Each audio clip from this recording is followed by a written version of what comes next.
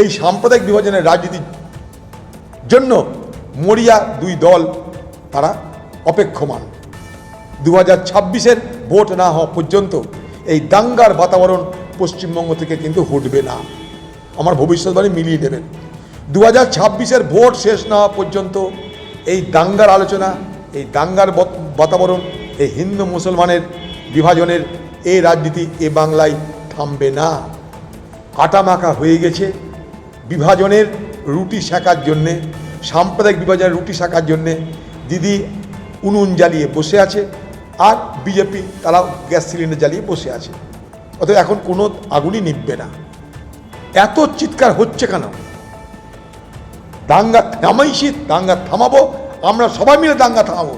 মুর্শিদাবাদবাসী দাঙ্গা থামাবে, মালদাবাসী দাঙ্গা থামাবে।